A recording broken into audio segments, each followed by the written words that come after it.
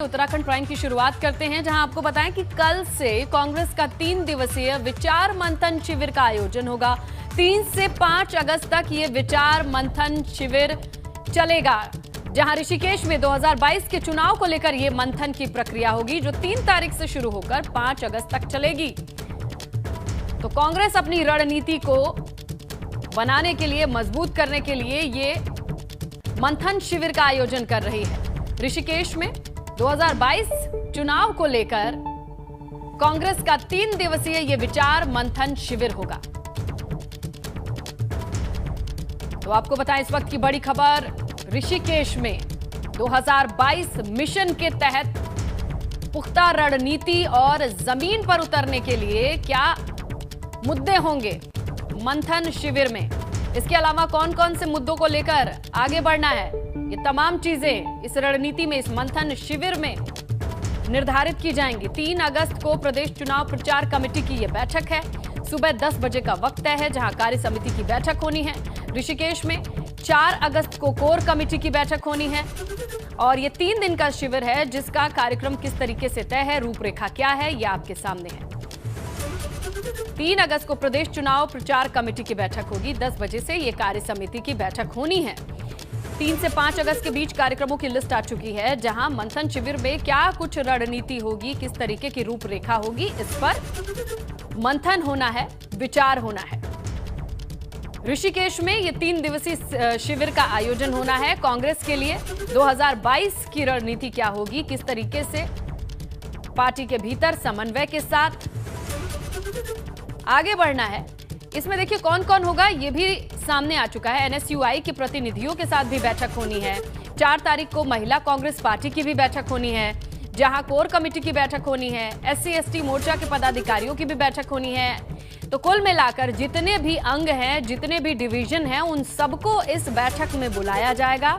उन सबके साथ चर्चा की जाएगी, सबके विचार विमर्श होंगे, ताकि अब एक मत होकर, एक राय होकर 2022 की तैयारियों में ऊर्जा झोंकी जाए, लगा जाए। तो कांग्रेस का मिशन 2022 3 दिन का विचार मंथन शिविर ऋषिकेश में होना है और उसकी रूपरेखा आ चुकी है कि इस 3 दिन के कार्यक्रम में क्या कुछ होगा, किस तरीके की बैठक होगी, कौन कौन इसमें शामिल होगा। तो ये जान लीजिए, लगभग हर एक विभाग को, हर एक डिवीजन को, जो कांग्रेस के अंग हैं उत्तराखंड में, उन्हें इस बैठक में बुलाया गया है, आमंत्रित किया गया है और अब हर किसी को एकजुट करके 2022 चुनाव के लिए आगे बढ़ने के लिए रणनीति तैयार करके दे दी जाएगी। देखिए, चलिए हम सीधा रुख करते हैं हमारे सहयोगी रवि कैंतुरा का और जानने की कोशिश करते हैं। रवि, अब देखिए, कुल मिलाकर अंदरूनी तौर से मजबूती ये बेहद जरूरी होगी। कांग्रेस के जिस एजेंडे पर अब लंबा वक्त बीत चुका है, यहां से हम मान के चले कि कांग्रेस एकजुट होकर प्रचार मैदान में कूदने वाली है।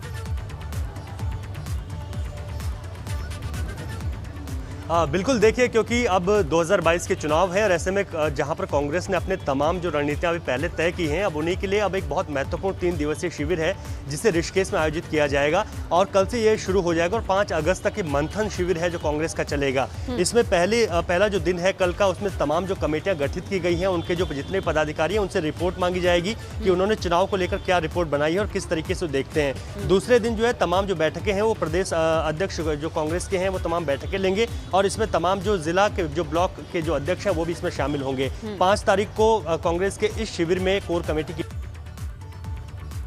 तो हमारे सहयोगी बता रहे थे कि किस तरीके से कि हर एक दिन की रूपरेखा तैयार कर दी गई है और अब हर एक पदाधिकारी से ये आइडिया मांगा जाएगा कि आपने क्या रूट प्लान किया है, आपने क्या तैयारी की है 2022 में जाने के लिए, और उनसे वो सारी रिपोर्ट मांगी जाएगी, ताकि एक रूपता के साथ पूरी ऊर्जा लगाई जा सके 2022 के लिए। देहरादून से खबर है, जहां मुख्यमंत्री वात्सल्य योजना का शुभारंभ हो गया है। सीएम पुष्कर सिंह धामी ने इस योजना का शुभारंभ किया है, जिसमें कोरोना से प्रभावित परिवारों के बच्चों के लिए यह योजना बनाई गई है। लाभार्थी बच्चा होगा जिसे हर महीने 3000 रुपए मिलेंगे। तो सीएम पुष्कर सिंह धामी ने इस योजना को हरी झंडी आज दिखा दी है। कोरोना से जो परिवार बुरी तरह से प्रभावित हुए हैं, जैसे कि जिस परिवार का जो मुखिया है, जो ब्रेड विनर है, जो रोजी रोटी ले आता था, उसके चले जाने के बाद परिवार का क्या होगा, खासकर बच्चों का क्या होगा, उन्हीं को ध्यान में रख के इस योजना को बनाया गया है। इसके तहत बच्चे को 3,000 रुपए हर महीने दिया जाना है। ये आर्थिक मदद होगी ताकि उसके भविष्य के लिए वो पैसा लगाया जा सके। तो माता पिता या संरक्षक की मौत होने के बाद बच्चे का भविष्य अधर में ना लटके, उसके शिक्षा की व्यवस्था सुनिश्चित हो सके, इस तहत 1,062 बच्चों को जुलाई के महीने से 3,000 रुपए की आर्थिक सहायता, शिक्षा एवं स्वास्थ्य की सुविधाएं, देख रेख की स्थिति, ये तमाम बच्चों की अब सरकार के हवाले रहेगी। जो बच्चे अनाथ हो गए, जिनके सिर से माता पिता का साया छिन गया, उनकी भी जिम्मेदारी अब सरकार उठाएगी। दोनों को खोने वाले बच्चों की संख्या 68 है। किसी एक की मौत से प्रभावित होने वाले बच्चों की संख्या 1479 है और अनाथ बच्चों की संख्या इस वक्त प्रदेश में 151 है।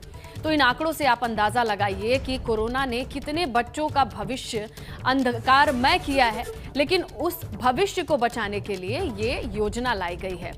अच्छी खासी संख्या है, लगभग हर एक क्षेत्र से, जिसे हम आंकड़ों के तौर पर आपके सामने रख रहे हैं, जहां इन बच्चों को हर महीने 3,000 की आर्थिक राशि दी जाएगी मदद के तौर पर। आगे बढ़ते हैं, बात करते हैं उत्तराखंड में आज से 9वीं से 12वीं तक के स्कूल खुल गए। 3 तस्वीरें देखिए आप, रुद्रप्रयाग, हरिद्वार, ऋषिकेश से, जहां बच्चे कोरोना के नियमों का पालन करते हुए स्कूल पहुंचे। स्कूल में भी कोरोना की जो गाइडलाइन है उन्हें फॉलो किया गया, फॉलो कराया गया, लेकिन लंबे वक्त के बाद इन बच्चों को यूनिफॉर्म पहनकर बस्ता लेकर स्कूल पहुंचने का मौका मिला है, लेकिन गाइडलाइन के तहत। हालांकि तमाम बच्चों के पास ये विकल्प है, ये ऑप्शन है कि वो घर बैठकर ऑनलाइन पढ़ाई भी कर सकते हैं, लेकिन बावजूद इसके आप जो तस्वीरें देख रहे हैं रुद्रप्रयाग, हरिद्वार, ऋषिकेश से, ये तमाम बच्चे हैं जो कोरोना नियम का पालन करते हुए घर से बाहर निकले हैं, स्कूल का रुख किए हैं। तो भले ही आज से स्कूल खुलने की इजाजत हो, हरिद्वार की हम बात कर लेते हैं। स्कूल खुल तो गए, लेकिन पहले दिन छात्रों की उपस्थिति काफी कम रही। माना यह जा रहा है कि आने वाले दिनों में छात्रों की संख्या में इजाफा हो सकता है और स्कूल सामान्य रूप से चलने लगेंगे। देखिए, एक लंबा वक्त रहा है जहां कोरोना के खौफ के साए में तमाम अभिभावक थे, स्कूल ऑनलाइन पढ़ाई पर ही निर्भर थे, लेकिन ऐसे में अब जब विकल्प है ऑनलाइन पढ़ाई की जाए या ऑफलाइन, तो हरिद्वार की तस्वीरें आपके सामने हैं, जहां चंद बच्चे ही कक्षा में उपस्थित होकर ये पढ़ाई करते नजर आ रहे हैं। हालांकि माना जा रहा है कि आने वाले वक्त में कुछ और बच्चे भी आएंगे, ऑफलाइन स्कूल के लिए, पढ़ाई के लिए आगे बढ़ेंगे। हमने कल पूरा स्कूल जो है सैनिटाइज करवा दिया था। बच्चों को हमने व्हाट्सएप ग्रुप के माध्यम से सूचना दे दी थी कि भाई कोई लंच बॉक्स शेयर नहीं करेगा, अपना अपना सामान बच्चे स्वयं लेके आएंगे। जैसे बच्चे सामान्य तौर पर पेन पेंसिल एक दूसरे से लेते हैं, कोई किसका सामान नहीं लेगा। सोशल डिस्टेंसिंग का पूरा ध्यान रखा जाएगा। वहीं ऋषिकेश में भी आज से छात्र छात्राओं के लिए कक्षा 9 से 12वीं तक के स्कूल खोल दिए गए हैं। ग्रामीण क्षेत्र की अगर आप बात करते हैं तो स्कूलों में बच्चों की उपस्थिति की प्रतिशत अच्छे देखे जा रहे हैं, मतलब अच्छी संख्या में बच्चे उपस्थित रहे हैं। थाना इंटर कॉलेज की बात कर लें आप, तो कॉलेज खोलने के लिए गए बच्चों में काफी उत्साह रहा। वो पिछले 4 महीने से स्कूल के इंतजार में थे। तो ऋषिकेश के ग्रामीण क्षेत्रों की तस्वीरें देखिए आप, किस तरीके से बच्चों में उत्साह है, जहां 4 महीने के बाद स्कूलों का रुख किया है। पूरा परिदृश्य ये है कि उत्तराखंड में कोरोना के केसेस में काफी कमी आ रही है, ये गिरावट दर्ज की जा रही है। इसी मद्देनजर ये फैसला लिया गया। तो ये पूरी तरह से बता दिया गया है कि मास्क पहन के विद्यालय आना है, सोशल डिस्टेंसिंग का ध्यान रखना है और विद्यालय में किसी प्रकार की कोई गतिविधियां नहीं होगी, खेलकूद का कार्यक्रम नहीं होगा, प्रार्थना सभा नहीं होगी। आपको विद्यालय आना है, सीधा कक्षा क्लास में सोशल डिस्टेंसिंग को ध्यान में रखते हुए अपना पठन पाठन कार्य संपादित करना है। उधर हरिद्वार में जिला प्रशासन ने शिव भक्तों को बॉर्डर पर गंगा जल की व्यवस्था उपलब्ध कराने की मुहिम छेड़ी है। नारसन बॉर्डर पर पुलिस बाहरी राज्यों से आने वाले लोगों से पूछताछ के बाद ही उन्हें एंट्री दे रही है और कांवड़ियों को रोकने का इंतजाम है, पूरी कोशिश की जा रही है। लेकिन आस्था में रुकावट ना हो, इसीलिए पूछताछ के बाद गंगा जल के लिए इजाजत मिल रही है। डीएम सर के स्तर से जल संस्थान को नोडल एजेंसी बनाया गया है। उनके द्वारा टैंकर इत्यादि में गंगा जल प्रोवाइड करवाया जा रहा है वहाँ पे, और साथ में पर्याप्त मात्रा में पुलिस बल तैनात किया गया है। तो बेस्ट थिंग ये है कि जिस तरह से शासन के डायरेक्शन में है, और तो लोग बहुत कम मात्रा में आ रहे हैं, और जो लोग आ रहे हैं उनको बॉर्डर से ही हम लोग गंगा जल प्रोवाइड करवा रहे हैं, और जिससे कि कोविड की जो SOP है उसका पालन किया जा सके। बड़ी खबर, यूकेडी के प्रदेश अध्यक्ष काशी सिंह एरी का ऐलान सामने आया है, जहां कहते हैं कि सभी 70 सीटों पर पार्टी चुनाव लड़ेगी। उन्होंने दावा किया कि आगामी चुनाव में पार्टी अच्छी सीटों पर जीत दर्ज करेगी। वहीं राज्य में जमीनों की खरीद फरोख्त को रोकने के लिए मजबूत भू कानून उनका अहम मुद्दा रहेगा। तो देखिए, उत्तराखंड की राजनीति में एक और ऐलान, जहां यूकेडी के प्रदेश अध्यक्ष ने क्या कहा, आपको सुनवाते हैं। 70 सीटों में लड़ेंगे, और ये आपको विश्वास दिलाते हैं कि हम मेजॉरिटी में आएंगे और बदलाव लाएंगे, और जनता का मूड भी है। आपने जो आखिरी सवाल पूछा है उस पर हम काम करेंगे।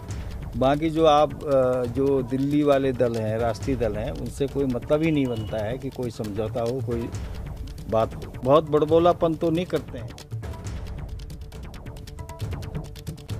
तो सुना आपने किस तरीके से काशी सिंह एरी का कहना है कि बहुत बड़बोलापन नहीं करते हैं। दिल्ली वाले जो पार्टी हैं, राष्ट्रीय पार्टी हैं, उनकी नकल भी नहीं करते हैं, लेकिन हाँ, भू कानून ऐसा है जिसके लिए हम जरूर प्रयास करेंगे।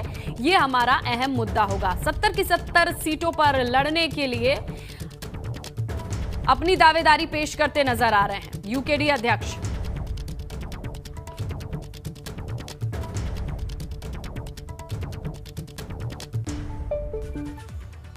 जोशीमठ की बड़ी खबर है, जहां बद्रीनाथ राष्ट्रीय राजमार्ग पर लैंडस्लाइड की खबर मिल रही है। पहाड़ दरक कर हाईवे पर आ गिरा है, और देखते ही देखते पहाड़ का एक बड़ा हिस्सा हाईवे पर आ गया है। तो जोशीमठ से इस वक्त की बड़ी खबर, पहाड़ के दरकने का सिलसिला एक और जुड़ता हुआ नजर आ रहा है। देखिए, ये तस्वीरें भी आ गई हैं, जहां राष्ट्रीय राजमार्ग है। ये एक्सक्लूसिव तस्वीरें, गाड़ियां पीछे हट रही हैं, जेसीबी दिखाई दे रही है, लेकिन इसी बीच जो धुआं दिखाई दे रहा है वो पहाड़ के दरकने का। और देखिए, ये देखिए किस तरीके से पेड़ पौधों के साथ ये पहाड़ का बड़ा सा हिस्सा, बड़ा सा चंक धीरे धीरे खिसकता हुआ हाईवे पर आ गिरा। ये तमाम गाड़ियां देखिए पीछे मुड़ना शुरू होती हैं। यानी कुल मिलाकर चलते हुए इस हाईवे पर पहाड़ी गिरने का ये वाकया आपके सामने है।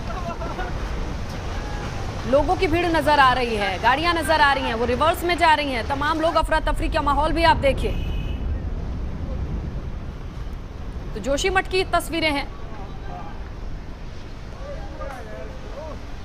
जेसीबी दिखाई दे रही है, यानी काम भी चल रहा है, मलबा हटाने का काम भी चल रहा है। लेकिन इसी बीच किस तरीके से बद्रीनाथ राष्ट्रीय राजमार्ग पर ये लैंडस्लाइड हुआ है, आप देखिए।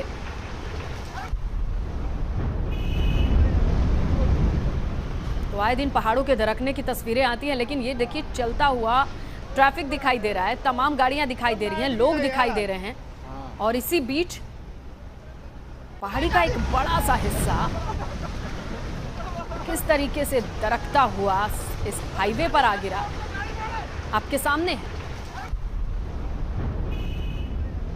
गनीमत ये रही कि गाड़ियां पीछे थीं, सही वक्त पर पीछे आ गईं, वरना बड़ा हादसा भी हो सकता था। देखिए, ये एक्सक्लूसिव तस्वीरें हैं जोशीमठ से एबीपी गंगा की स्क्रीन पर। अंदाजा लगाइए कि चलते हुए इस हाईवे पर धीरे धीरे करके ये पहाड़ जिस तरीके से खिसकते हुए इतना सारा मलबा आ गिरा। जेसीबी दिखाई दे रही है, गाड़ियां दिखाई दे रही हैं, लोग भाग रहे हैं।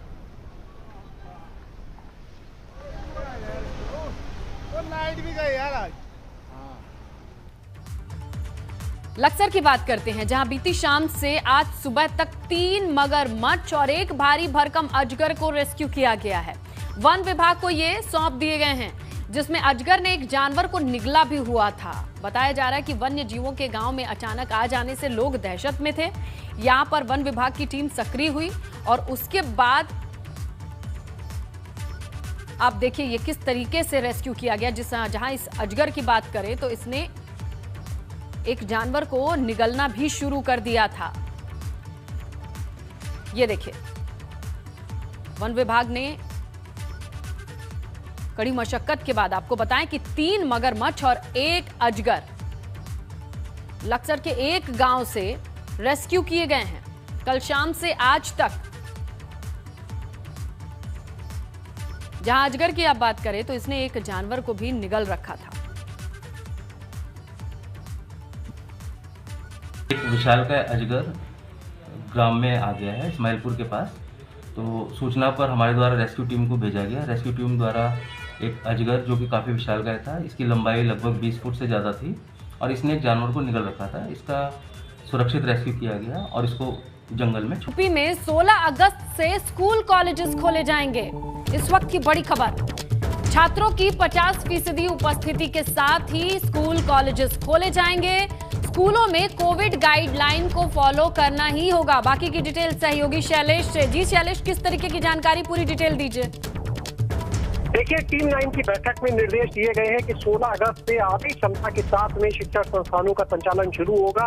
यानी जो माध्यमिक शिक्षा के स्कूल है, देखिए उनको सबसे पहले खोला जाएगा 16 अगस्त से। कक्षा 9 से 12 के जो विद्यालय हैं और यहाँ पर जो भी उसकी क्षमता है, यानी अगर एक क्लास में 60 बच्चे हैं तो 30 बच्चे उस क्लास में बैठाए जाएंगे। यानी 50% जो क्षमता होगी उसके साथ में शिक्षण संस्थानों का संचालन शुरू किया जाएगा। वहीं अगर बात करें यूनिवर्सिटी और डिग्री कॉलेज की, यानी जो उच्च शिक्षा के अधीन आते हैं, तो वहां पर हर हाल में 1 सितंबर से कक्षाओं का संचालन शुरू करने के लिए मुख्यमंत्री ने निर्देश दिए हैं। और देखिए, इसके साथ ही एबीपी गंगा की खबर पर मुहर भी लग गई है। एबीपी गंगा ने पहले ही बताया था कि 15 अगस्त के बाद संस्थान खुलेंगे। अगर बात करें रिजल्ट को लेकर तो इस पर भी मंथन किया गया और मुख्यमंत्री से चर्चा में ये बात हुई कि सभी इंटरमीडिएट तक के जो रिजल्ट है वो घोषित हो चुके हैं। ऐसे में जो यूनिवर्सिटी है वहां पर ग्रेजुएशन के जो एडमिशन है वो 5 अगस्त से हर हाल में शुरू कर दिए जाएं। यानी आज 2 तारीख हो गई, यानी 3 दिन बाद से हर हाल में 5 अगस्त से स्नातक के जो दाखिले हैं उनकी प्रक्रिया शुरू कर दी जाएगी। इसके साथ में जो अगर बात की जाए, मुख्यमंत्री ने एक चीज और कही कि शिक्षण संस्थान खुल रहे हैं। ऐसे में जो 18 साल से ऊपर के छात्र छात्राएं हैं, जो विद्यार्थी हैं, उनके लिए वैक्सीनेशन के विशेष निर्देश दिए हैं मुख्यमंत्री ने। उन्होंने स्वास्थ्य विभाग के साथ मिलकर कहा है कि शिक्षा विभाग के जो अधिकारी हैं वो और स्वास्थ्य विभाग के अधिकारी मिलकर इस पर अपनी पूरी एक कार्य योजना बनाए, रणनीति बनाए और उसके हिसाब से शैलेश, 18 साल ऑनलाइन क्लासेस का क्या वो पूरी तरह से बंद की जाएंगी या विकल्प रहेगा उत्तराखंड की तरह? देखिए, निश्चित रूप से अभी फिलहाल ऑनलाइन क्लासेस का भी विकल्प स्टूडेंट्स को दिया जाएगा और उसमें ऑनलाइन और ऑफलाइन दोनों तरह से होगा। यानी अगर कोई अभिभावक ऐसे हैं जो नहीं चाहते हैं अपने बच्चों को भेजना तो वो ऑनलाइन भी क्लासेस करा सकते हैं। हालांकि इसकी देखिए जो आधिकारिक घोषणा है ऑनलाइन क्लासेस को संदर्भ में अगर आप बात करें तो वो आपसे कुछ देर में सामने आ जाएगी। लेकिन मुख्यमंत्री की बैठक में इस पर भी मुहर लग गई है कि ऑनलाइन भी होंगी क्लासेस, ऑफलाइन भी होंगी। यानी अगर कोई अभिभावक बच्चों को अभी नहीं भेजना चाहते हैं तो कोई बंदिश नहीं होगी। और ऐसे में जाहिर सी बात है कि जो अटेंडेंस की बात होती है कि न्यूनतम अटेंडेंस होगी तभी आप परीक्षाओं में बैठ पाएंगे, ये बाध्यता भी नहीं रखी जाएगी। यानी हालात को देखते हुए फिलहाल ऑनलाइन और ऑफलाइन दोनों। बिल्कुल शैलेश, यानी माध्यमिक शिक्षा से शुरुआत 9वीं से 12वीं तक से ये शुरुआत की जा रही है, सही है शैलेश? बिल्कुल, निश्चित रूप से देखिए 9 से 12 और यही पहले से उम्मीद जताई जा रही थी कि 9 से 12 बिल्कुल। और इसी के साथ एबीपी गंगा की खबर पर मुहर लगती है शैलेश। हमने लगातार दिखाया दर्शकों को किस तरह के सूत्रों से हवाले से ये खबर मिल रही थी और लीजिए अब इसे ऑफिशियल भी किया जा चुका है। माध्यमिक यानी 9वीं से 12वीं तक की कक्षाएं खुलेंगी 50% क्षमता के साथ। शैलेश, शुक्रिया तमाम जानकारी के लिए।